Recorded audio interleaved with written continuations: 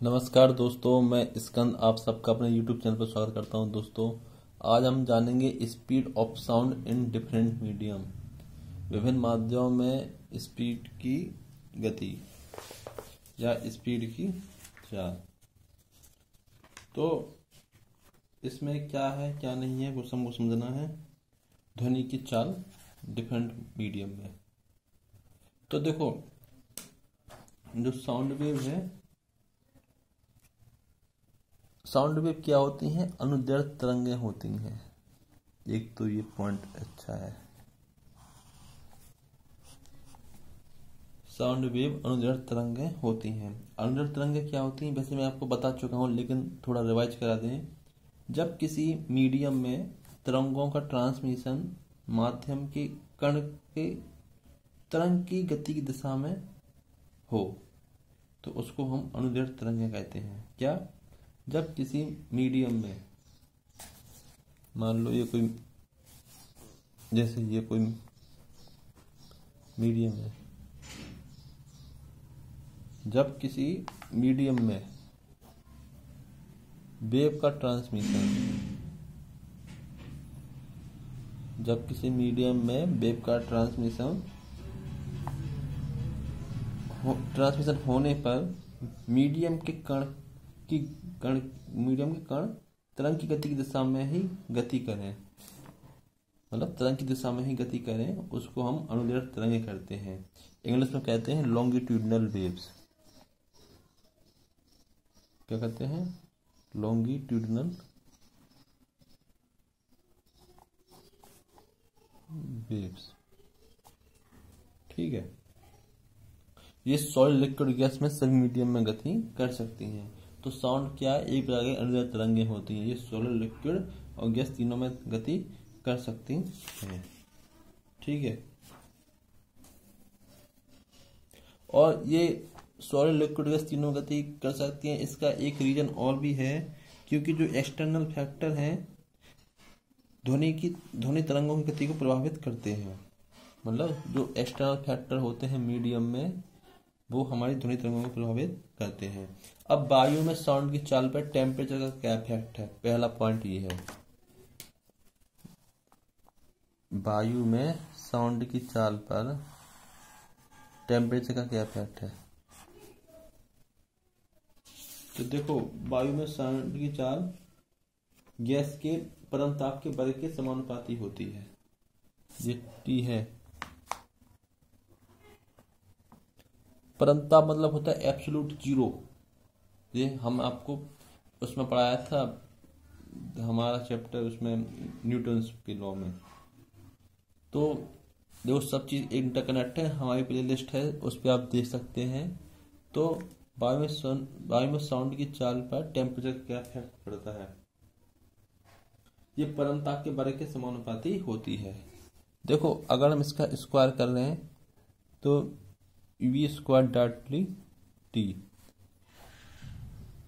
अगर हम टेम्परेचर को 1 गुना बढ़ाएंगे तो ये इसकी स्पीड 1 गुना बढ़ेगी। अगर हम इसको मान के चलो 2 गुना करते हैं टेम्परेचर को, तो ये 2 का स्क्वायर 4 गुना हो जाएगा स्पीड इसकी। तो ये वर्ग के समानुपाती है। स्क्वायर करने पे, हटाने पर, अब हमने इसको और आगे टेक्निकल रूप से सॉल्व किया तो ठीक है। तो आपसे पूछेंगे वायु में साउंड की चाल पर टेम्परेचर क्या इफेक्ट है? ये डायरेक्टली वर्ग के समानुपाती है।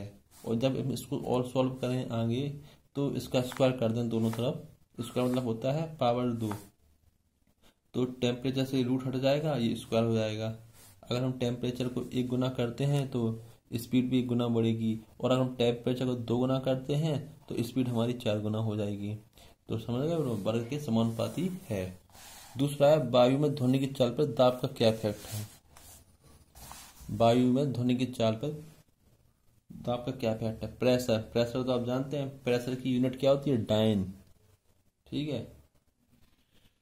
और प्रेशर का फॉर्मूला क्या होता है? प्रेशर का फॉर्मूला होता है P बराबर F/A, फोर्स अपॉन एरिया। ये सब चीजें हमने आपको पढ़ाई हैं, बस आप लोगों को रिवीजन करना है।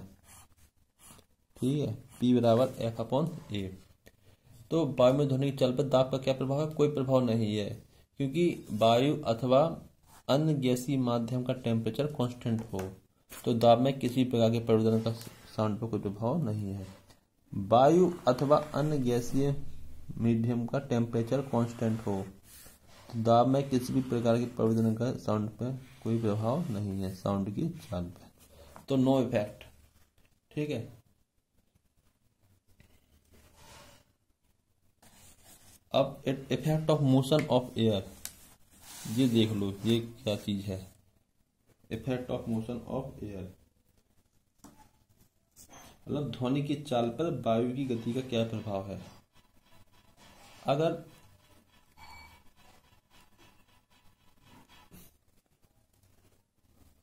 देखो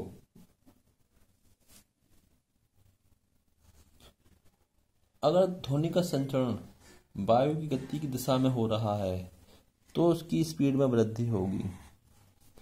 देखो v प्लस वायु, v प्लस वायु, ये तो है आपकी चाल, और ये w क्या है? ध्वनि के संचरण वायु की गति।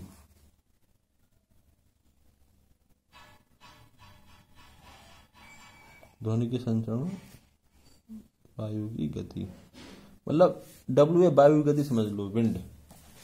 जब ध्वनि के संचरण और चाल एक समान मतलब क्या कहते हैं समान रूप से वृद्धि कर रहे हैं तो चाल में वृद्धि होगी, मतलब समांतर में, सेम डायरेक्शन में। और अगर विपरीत है v माइनस डब्ल्यू तो चाल में कमी होगी। मतलब कह सकते हैं यदि ध्वनि का संचरण वायु की गति की दिशा में हो रहा हो तो ध्वनि की चाल में वृद्धि हो जाएगी। क्या? यदि ध्वनि का संचरण वायु की गति की दिशा में हो रहा है तो ध्वनि की चाल में वृद्धि हो जाएगी, परंतु यदि ध्वनि का संचरण वायु की गति की विपरीत दिशा में हो रहा है तो चाल में कमी होगी। ये है अपोजिट ध्वनि का संचरण। ठीक है।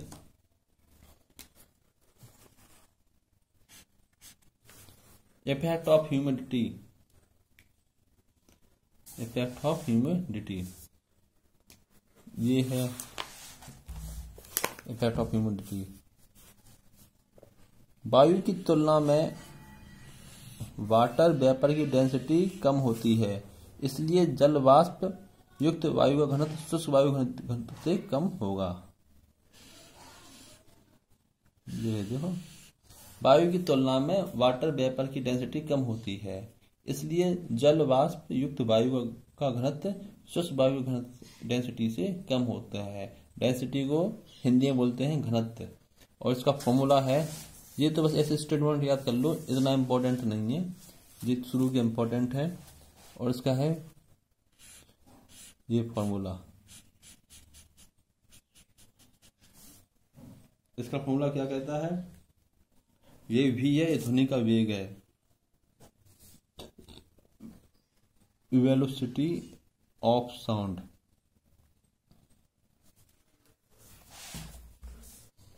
ठीक है। जहां ये है आपका, इसको बोलते हैं क्या? इसको बोलते हैं आपकी डेंसिटी,